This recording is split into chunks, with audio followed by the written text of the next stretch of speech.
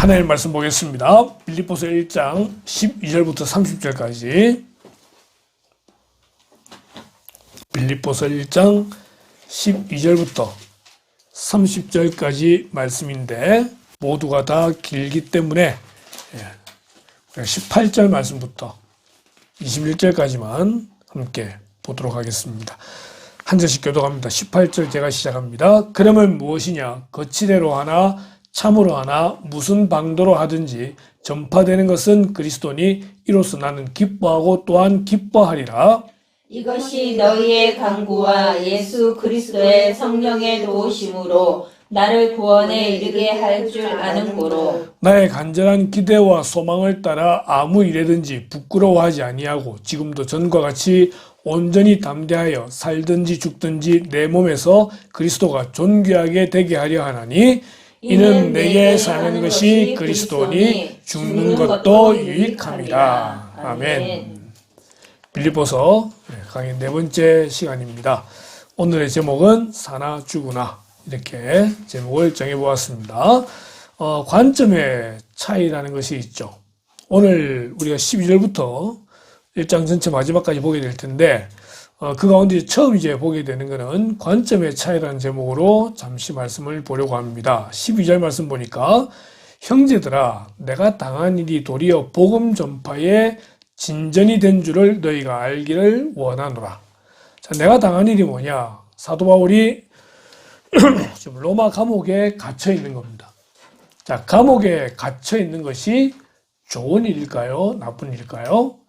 당연히 그 상황을 놓고 보면은 나쁜 일이 맞습니다. 그죠? 사도 바울은 자기가 잡힐 줄 알면서도 예루살렘으로 올라가게 됩니다. 그리고 거기 잡혀서 가이사에게 재판을 받으러 로마에 가는 것도 스스로 원해서 가게 됩니다. 그렇기 때문에 지금 로마의 감옥에 갇혀 있는 이 바울의 모습은 자기의 잘못이 있어서라기보다는 재판을 받기 위한 가정이라고 볼 수 있고, 상황을 보면은 감옥에 있는 것이기 때문에 분명히 나쁜 일인 게 틀림없지만 오히려 이 일을 통해서 복음을 전하는데 진전이 있었다고 말하는 것을 보게 되면은 오히려 감옥에 있는 것이 사도 바울에게는 좋은 일이었다, 이렇게 설명할 수가 있는 것이죠. 그러니까 관점의 차이라는 것은 지금의 현상을 보고 지금의 상황을 보고 우리는 이게 좋은 거다 나쁜 거다 구분할 수 있지만 오히려 그 일을 통해서 좋은 게 나쁜 게 될 수도 있기도 하고 나쁜 게 좋은 게 될 수도 있다는 거죠. 결국은 그 일 뒤에 있는 하나님의 뜻, 하나님의 관점, 하나님의 비전을 보는 것이 참으로 중요하다라고 하는 것입니다. 상황이 나쁘다고 한탄하고 포기하기보다는 이 일 가운데 하나님의 뜻을 찾고 오히려 복음을 전하는 그런 기회가 되도록 해야 한다라는 것을 우리 12절 말씀에서 볼 수 있습니다. 13절 말씀 봅시다. 이러므로 나의 매임이 그리스도 안에서 모든 시대 안과 그 밖에 모든 사람에게 나타났으니. 사도 바울은 로마 교회에 꼭 가고 싶어 했던 사람이었습니다. 로마 교회 성도들을 보고 싶어 했던 것이 로마서에 기록이 되어져 있어요. 그런데 그렇게 죄인의 신분, 죄수의 신분으로 가게 될 줄은 몰랐죠. 근데 오히려 죄수의 신분으로 가게 됨으로 인해 가지고 그 시대 안에 있는 사람들을 만나게 되고 또한 그 밖에 믿지 않는 사람들조차도 만날 수 있는 기회가 되어져서 복음을 전하게 되었다는 것입니다. 이것이 사도 바울이 감옥에 있었기에 가능한 일이라는 것입니다. 내가 처한 상황이 오히려 복음을 전하기에 가장 좋은 상황이요 환경임을 기억해야 됩니다. 그것이 아니면은 그 사람들을 만날 수가 없습니다. 내가 있는 그 자리가 우연히 그 자리에 온 것처럼 보이지만 하나님께서 보내신 자리라는 것을 기억하면서 우리는 우리의 모든 말과 행동과 삶을 통해서 복음을 전하는 기회를 만들어야 된다는 것이에요. 14절 말씀 봅시다. 형제 중 다수가 나의 매임으로 말미암아 주 안에서 신뢰함으로 겁없이 하나님의 말씀을 담대히 전하게 되었느니라. 13절에 나의 매임이 그리스도 안에서 모든 시대 안과 그 밖에 모든 사람에게 나타났으니 나타나는 것은 사도 바울이 직접적으로 만남으로 말미암아 복음이 전파되는 그러한 유익을 이야기한 것이고, 여긴 두 번째로 로마에 있는 형제들이, 믿음의 형제들이 사도 바울이 투옥된 그곳에서도 복음을 전하는 것을 보고 들음으로 말미암아 그들이 힘을 얻었다는 것입니다. 우리가 믿고 있는 이 복음, 그 복음 때문에 사도 바울이 감옥에 갇힌 것만 보게 되면은 좌절할 수 있고 낙심할 수 있지만, 오히려 그곳에서 사도 바울이 복음을 전하는 모습을 보면서 이 로마 교회 성도들이 오히려 힘을 얻고 담대하게 겁 없이 하나님의 말씀을 전하게 되었다는 것입니다. 우리가 흔히 알듯이 코바디스라는 영화를 보게 되면은 로마의 황제인 네로가 로마 시내에 불을 질러놓고 자기 한 것을 감추기 위해서 모든 그리스도인들을 잡아서 가두는, 그리고 엄청난 핍박이 그 로마에 있게 되는 것을 볼 수 있습니다. 예수를 믿는다는 것은요, 로마 제국에서는 거의 이단입니다. 로마 제국에서는 반역입니다. 그런데도 불구하고 이들이 그 목숨을 내어 걸고 이제는 예수를 전하고 있다라고 하는 것입니다. 여러분, 바울의 투옥은 실패입니까? 성공입니까? 겉으로 보면은 실패입니다. 그런데 오히려 그 일을 통해서 복음을 전하게 된 결과를 쭉 보게 되면은 바울의 투옥은 성공입니다. 바울의 투옥은 패배입니까? 승리입니까? 겉으로 보면은 법적인 제도에 의해서 감옥에 들어간 패배로 보이지만 오히려 복음의 승리의 역사를 써나가는 것을 보게 됩니다. 다시 한번 말씀드립니다. 우리는 그 현상을 보지 말고 그 뒤에 있는 하나님의 섭리와 하나님의 비전을 보는 성도가 되시기를 주님의 이름으로 축원합니다. 자, 로마 교회에 두 종류의 성도가 있게 됩니다. 15절을 보십시오. 어떤 이들은 투기와 분쟁으로, 어떤 이들은 착한 뜻으로 그리스도를 전파하나니. 지금 이 투기와 분쟁은요, 사도 바울을 싫어하는 사람입니다.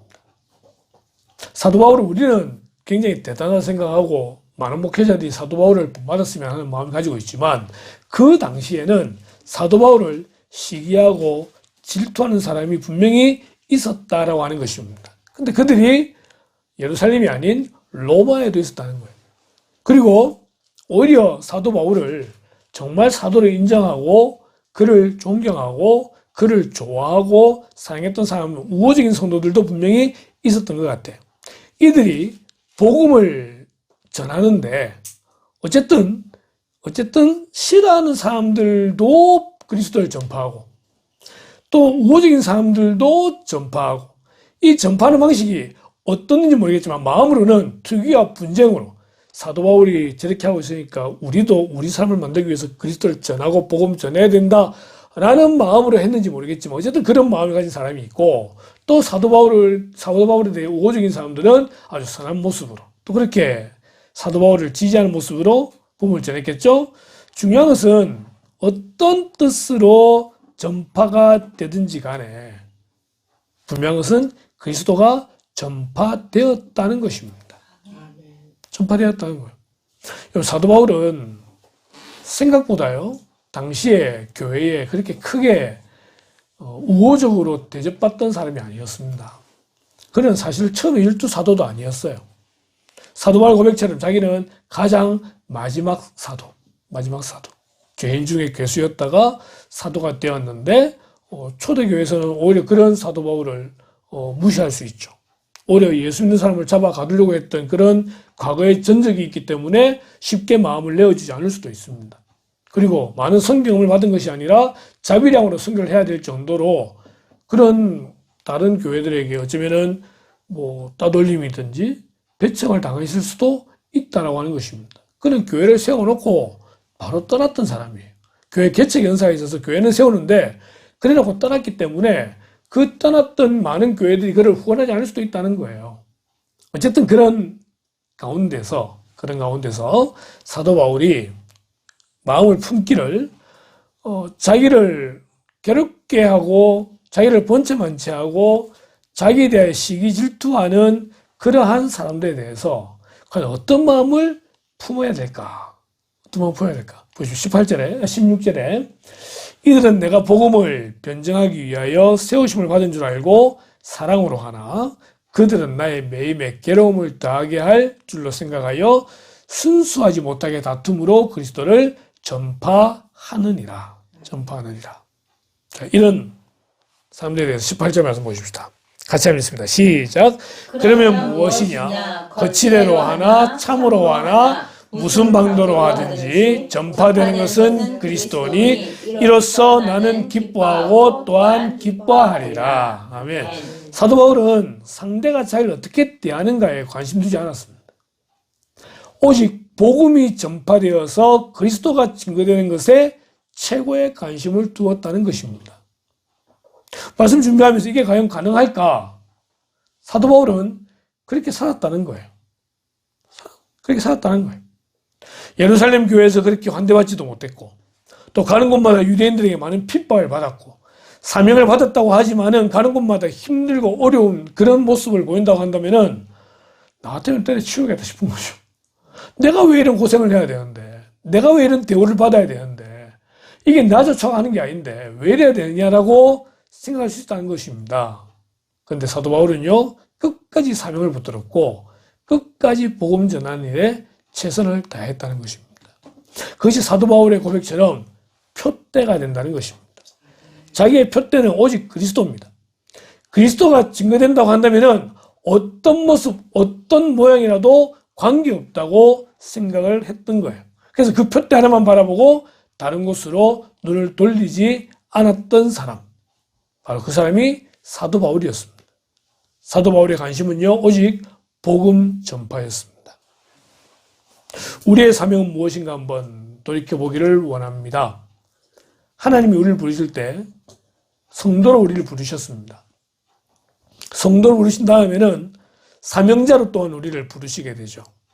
그 사명이 뭐냐? 그리스도의 복음을 전하는 것입니다.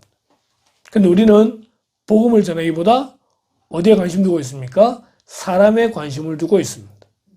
저 사람이 나에게 어떻게 하는데, 저 사람이 나에게 어떤 관심을 보이는데, 그래서 우리는 그 사람과 싸우고 그 사람과의 관계 때문에 복음을 전하기보다는 다른 것 때문에 더 힘들어하는 모습을 볼 수 있게 되는 것이죠. 우리의 사명을 다시 한번 기억하길 원하고요. 사도 바울의 그 관심처럼 그리스도 거기에 관심을 둘 수 있기를 바랍니다. 한 걸음 더 나아가서 예수 그리스도가 무엇보다 자기의 몸에서 존귀케 되는 그런 열망이 사도 바울에게 있었습니다. 20절 보니까요. 나의 간절한 기대와 소망을 따라 아무 일에든지 부끄러워하지 아니하고 지금도 전과 같이 온전히 담대하여 살든지 죽든지 내 몸에서 그리스도가 존귀하게 되게 하려 하나니. 지금 사도 바울은 로마 황제인 가이사에게 지금 자기가 재판을 받겠다고 해놨습니다.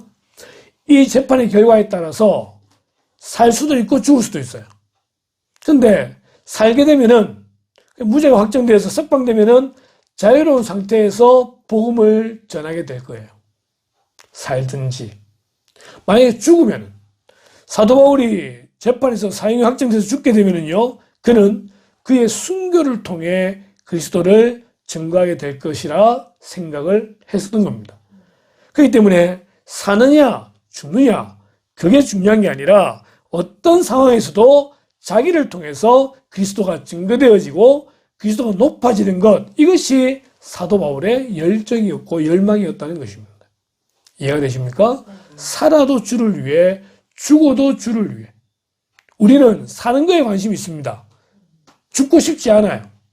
어떻게든 살려고 합니다. 사도 바울은요, 살아도 죽어도 다 하나님의 영광을 위한 것이기 때문에 그런 부분에는 초월했다는 것이에요. 단지 관심은 자기를 통하여 그리스도가 높아지는 것. 낮엔 해처럼 밤엔 달처럼이라고 하는 그런 이제 찬양이 있죠, 그죠? 낮엔 해처럼 밤엔 달처럼 그렇게 살 수는 없을까? 욕심도 없이 어두운 세상 비추어 온전히 남을 위해 살듯이 나의 일생에 꿈이 있다면 이 땅에 빛과 소금 되어 가난한 영혼, 지친 영혼을 주님께 인도하고픈데 나의 욕심이 나의 못난 자아가 언제나 커다란 짐 되어 나를 짓눌러 마음을 공곡해 하니 예수여 나를 도와주소서. 2절 시작은 예수님처럼 바울처럼. 바울은 자기 몸을 관제로 드릴지라도 제사에 기름을 붓는 그 기름이 된다 할지라도 하나님의 영광을 위해서라면 감당할 수 있다. 이게 죽음을 각오하는 신앙이라는 것입니다. 그래서 이렇게 고백하죠. 같이 읽습니다. 시작. 이는 내게 사는 것이 그리스도니 죽는 것도 유익함이라. 아멘. 사도 바울에게 있어서 그리스도는요, 자신의 모든 것이었습니다. 자신의 모든 것이었습니다. 내게 사는 것이 그리스도니. 사도 바울은 그리스도와 영적인 연합을 통하여 그리스도와 함께 죽고 함께 사는 믿음을 가지고 있었습니다. 사도 바울에게 있어서 예수 그리스도는 자신의 모든 삶의 원인이었고 행동의 동기였고 힘이고 목적이었습니다. 그래서 사도 바울은 자기를 위해 살아가는 것이 아니라 오직 예수 그리스도와 복음을 위한 삶을 살 수 있었던 것입니다. 사도 바울에게는요, 삶도 죽음도 문제가 안 되었습니다. 그런데 그의 고백을 보니까 죽는 것도 유익하다. 죽는 것도 유익하다. 어찌 보면은 사도 바울은요, 죽음을 사모하지 않았었느냐 생각을 가지게 됩니다. 갈라디아서 2장 20절 같이 한번 읽어봅니다. 시작. 내가 그리스도와 함께 십자가에 못 박혔나니 그런즉 이제는 내가 사는 것이 아니요 오직 내 안에 그리스도께서 사시는 것이라. 이제 내가 육체 가운데 사는 것은 나를 사랑하사 나를 위하여 자기 자신을 버리신 하나님의 아들을 믿는 믿음 안에서 사는 것이라. 아멘. 이제 내가 사는 것은 나를 사랑하사 나를 위하여 자기 자신을 버리신 하나님의 아들을 믿는 믿음 안에서 사는 것이다. 이게 사도 바울이 말한 내게 사는 것이 그리스도니. 내가 아니에요. 내 안에 그리스도께서 사시는 거예요. 나의 모든 목표와 목적은요, 나를 위한 것이 아니라 그리스도에게 맞추어지는 거예요. 우리는 많은 관심을 우리의 부모님께 둡니다.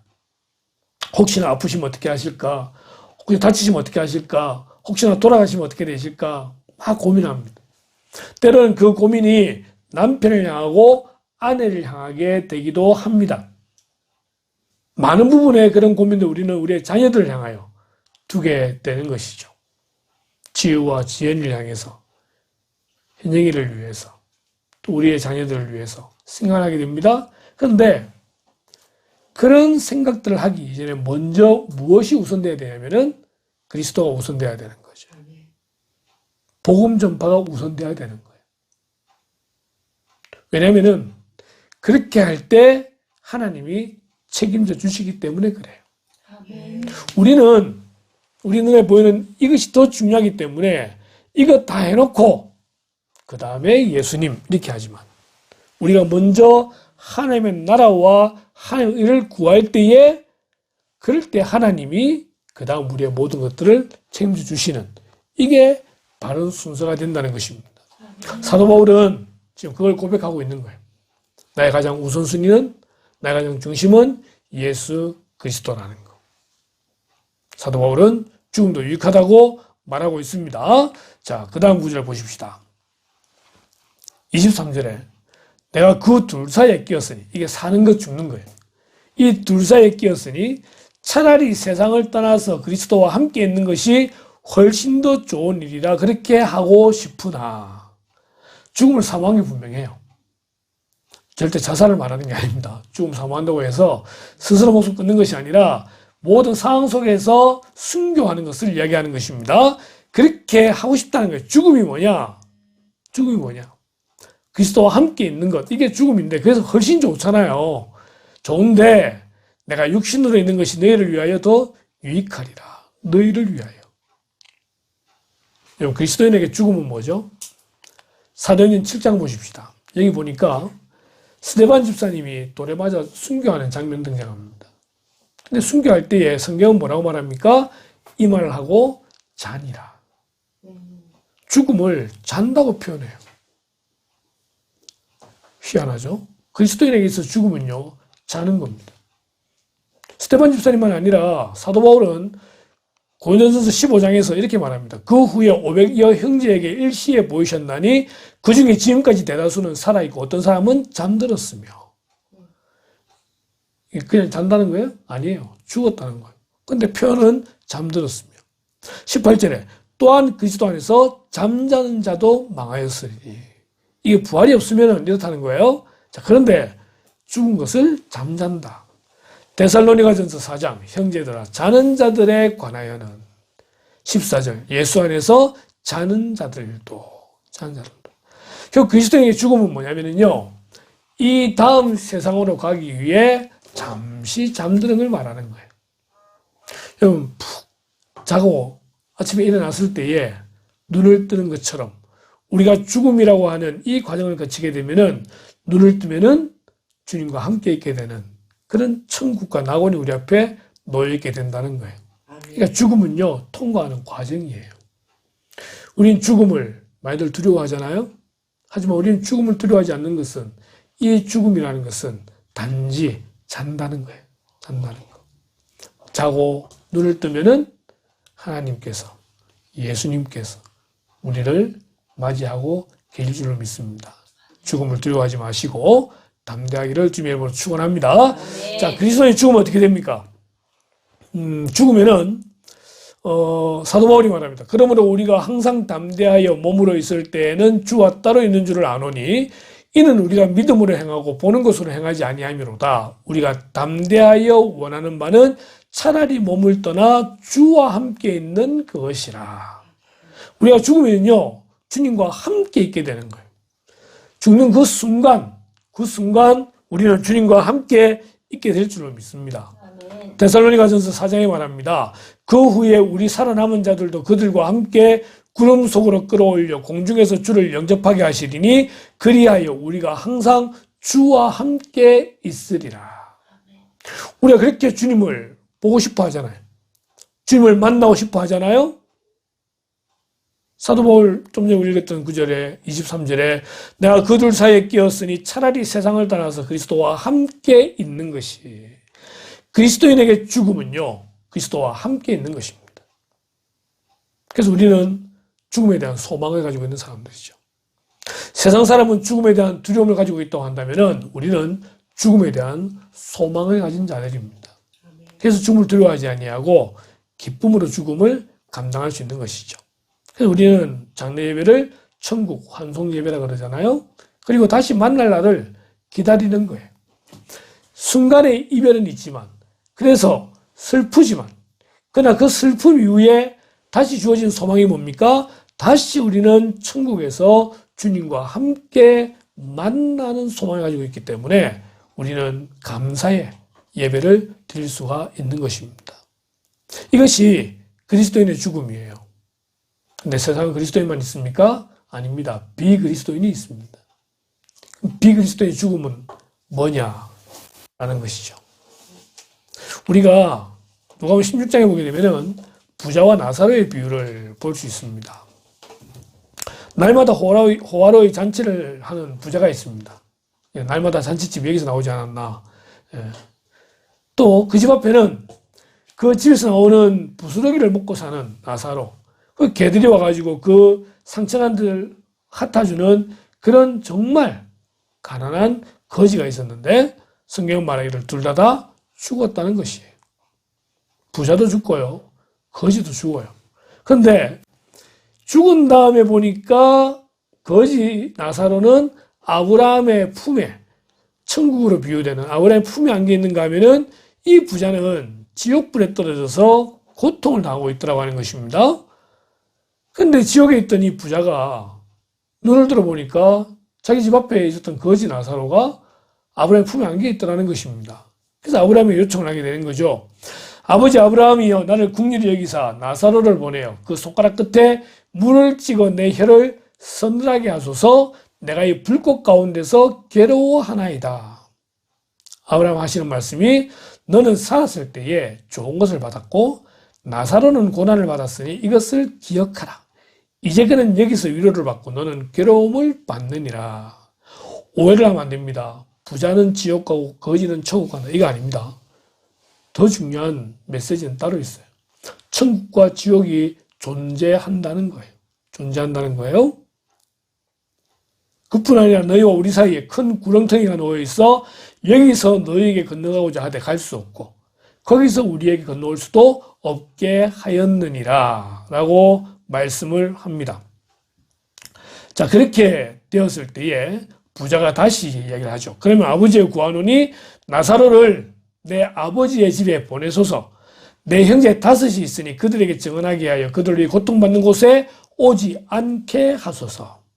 아브라함이 말하기를 그들에게 모세와 선지자들이 있으니 그들에게 들을지니라. 다시 말합니다. 그렇지 않습니다. 만일 죽은 자에게서 그들에게 가는 자가 있으면 회개할 것입니다. 그러니까 나사로를 보내주십시오. 마지막으로 나오는 말씀이 모세와 선지자들에게 듣지 아니하면 비록 죽은 자 가운데서 살아나는 자가 있을지라도 권함을 받지 아니하리라. 많은 이야기를 할 수 있습니다. 구원론을 이야기할 수 있기도 하고요. 예정론을 이야기할 수도 있기도 하고요. 종말론을 말할 수도 있습니다. 중요한 문제는 오늘 다루고자 하는 것이 뭐냐면은 천국과 지옥이 분명히 존재한다는 것입니다. 그리스도인의 죽음은 주님과 함께하는 것이기 때문에 그 자체가 천국이 되지만 그렇지 않는 비크리스찬들은요 이렇게 지옥에 갈 수밖에 없다라고 하는 것입니다. 요한계시록 20장에 보니까요 사망이란 말이 나오고요 음부란 말이 나오고요 불못이란 말이 등장을 하게 됩니다. 모두 다 지옥을 표현해주는 말입니다. 자, 요한계시록 20장에 보니까요 책들이 있고 생명책이 나옵니다. 방금 여기 보니까 다 보십시오. 사망과 음부와 불못이 등장을 하게 되는데 이런 것들이 전부 다 지옥을 이야기한다고 할 때에 지옥을 어떻게 가느냐? 자기 행위를 따라 책들에 기록된 대로 심판을 받는다는 거예요. 책들에 기록된 대로. 뭐에 따라? 자기의 행위를 따라. 그런데 책들이 있고요. 생명책이 있어요. 그렇죠? 책들이 펴있고 생명책이 있다고 할 때에 생명책은 뭐며 책들은 뭐냐라고 하는 것입니다. 우리는 흔히 이걸 해석해 낼 때에 책들은요. 성경 66권을 이야기한다고 말을 합니다. 성경 66권은 다르게 표현하면 율법이 되겠죠. 율법은 많잖아요. 그 율법에 따라서 자기 행위를 따라 심판을 받는 것 하나가 있고 두 번째 생명책이 있어요. 생명책은 천국에 들어갈 자들의 이름이 기록되어져 있는 책이에요. 그러면은 천국 가는 사람들은 책들로 심판을 받습니까? 생명책으로 심판받습니까? 생명책으로 심판을 받아요. 심판은 그냥 뭐라고 할까요? 니는 죄 있다 이런 심판 말고 뭐 잘해도 그죠? 그래서 천국 가는 패스 프리패스가 생명책이에요. 비그리스도인들은요 책들로 심판받습니다. 그러면 우리는 생명책과 관계된 자들입니까? 책들과 관계된 자들입니까? 우리는 생명책과 관계된 자들입니다. 그러기에 지금 듣는 지옥, 음부, 불못 이런 말을 들으면서 우리가 두려움을 느껴야 되나요? 두려움을 느끼지 않아도 되나요? 두려움을 느끼지 않아도 된다는 것입니다. 지나가다 본 적 있습니까? 네, 많죠. 여호와의 증인입니다. 여호와의 증인. 길거리마다 이렇게 책을 펼쳐놓고, 때로는 주기도 하고, 때로는 팔기도 하고, 그렇게 이제 하고, JW.org라는 것이 여호와의 증인의 그런 이제 사이트가 되겠는데, 이게 바로 여호와의 증인의 왕국 해관이 되겠죠. 한 번은 두 명의 여호와의 증인의 항상 이들은 두 명씩 다니니까 집에 왔습니다. 저희 집에 그때 아버님 가게를 하고 있었는데 마침 들어오더라고요. 제가 신대원 때입니다. 들어오더니만은 이야기를 하는 것이 교회 다니냐고 해서 교회 다닌다고 잘 됐다고 성경을 이야기할 수 있겠다고. 여호와의 증인은요 지옥을 인정하지 않습니다. 성경에 나오는 지옥, 죽음, 무덤 이걸 다 똑같다고 말합니다. 그 논리는 뭐냐면은 하나님은 사랑의 하나님이신데 그 사랑의 하나님이 인간을 창조하셨는데 그 인간을 지옥 보내시겠냐는 거죠. 안 보낸다는 거예요. 그래서 성경에 나오는 지옥이라는 말은 그냥 죽음을 말하는 것이고, 그렇기 때문에 지옥은 없다 하면서 지상낙원을 말하는 것이 여호와의 증인입니다. 지상낙원. 그것이 왕국회관이 되는 것이죠. 그런데 성경은요, 그렇지 않아요. 죽음이라는 말과 무덤이라는 말과 지옥이라는 말 다 달라요. 쓰는 말이 달라요. 여러분, 이 존재가 누군지 혹시 기억하십니까? 옛날에 헤라클레스, 디즈니 나오는 헤라클레스 거기 보면 하데스라고 하는 지옥의 문지기입니다. 지옥의 문지기. 하데스라는 말이 지옥의 입구를 이야기하는 겁니다. 원래 말이. 그래서 다르게 표현한다면 음부라는 말로 이 하데스라는 말을 표현할 수 있게 되는 것이죠.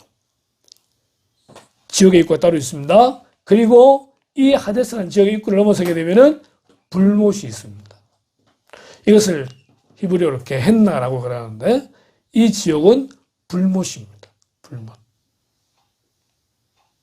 그러기에 지옥은 분명히 존재합니다. 마태복음 10장에 지옥에 멸하실 수 있는 일을 두려워하라. 지옥이 등장합니다. 마태복음 25장에 영원한 불, 이게 불못이죠. 존재합니다. 마태복음 9장에 지옥 곧 꺼지지 않는 불 등장합니다.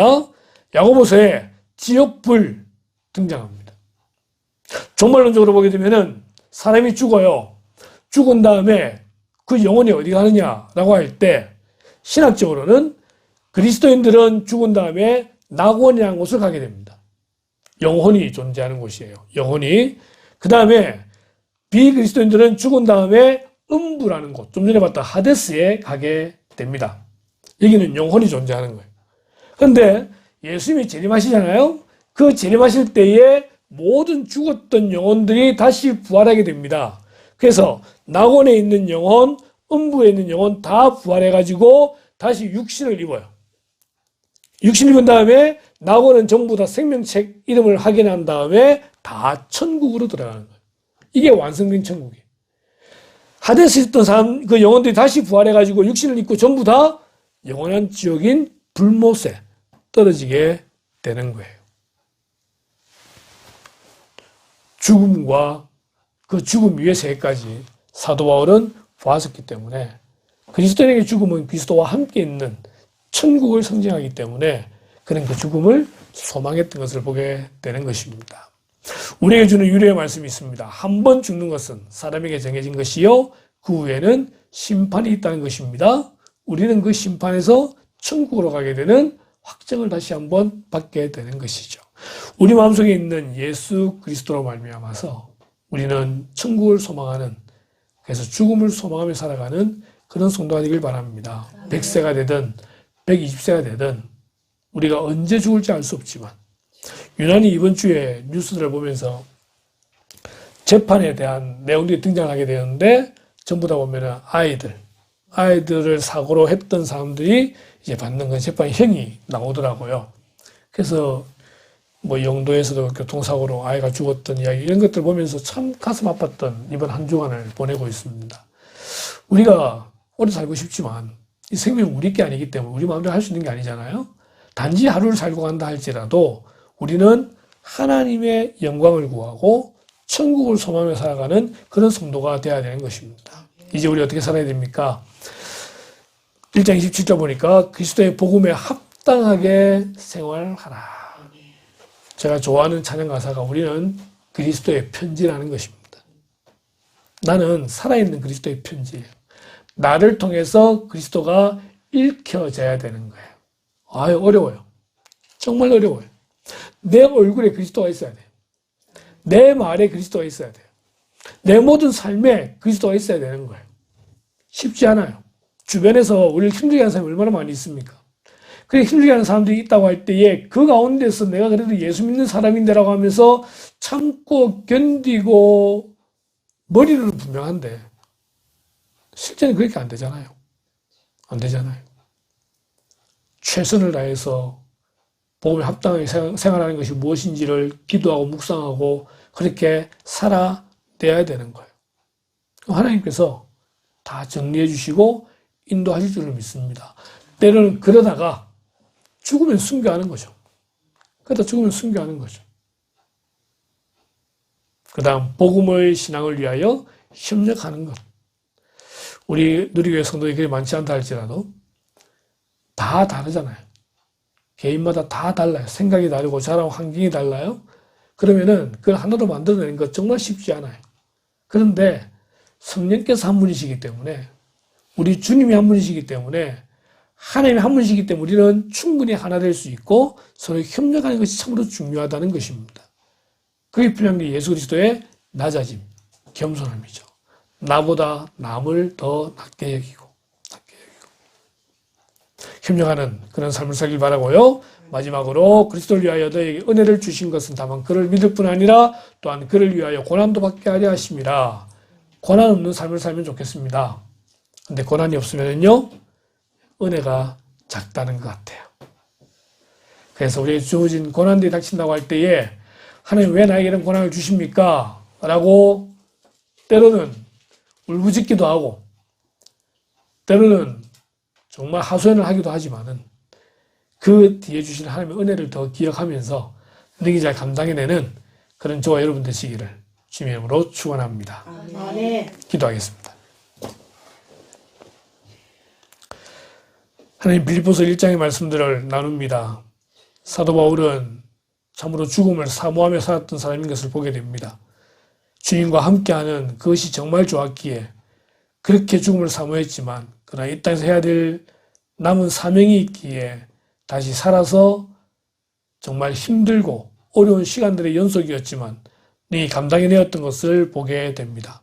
하나님 우리도 이 세상을 살아가는 동안에 천국에 대한 소망을 가지고 살아가는 성도들 되게 하여 주시길 원합니다. 오늘 밤이라도 주님 부르시면 할렐루야 외치며 다가가기를 소원하지만 또한 아직은 이 세상에 해야 될 일이 있다 말씀하시기에 능히 그 일을 감당하는 저희들 될 수 있도록 인도하여 주시옵소서. 마음엔 천국에 대한 소망을 품고 또한 그리스도의 복음에 합당하게 생활하며 서로를 돌아보며 격려하는 그런 복된 누리의 성도들 될 수 있도록 인도하여 주시기를 원합니다. 하나님 한 명 한 명 개인의 가정과 모든 상황들을 우리 하나님께서 아시오니 우리 주님께서 가장 좋은 걸음을 허락해 줄 줄로 분명히 믿고 달려가는 우리 성도들 될 수 있도록 인도하여 주시옵소서. 이 모든 말씀을 예수님의 이름으로 기도드리옵나이다. 아멘.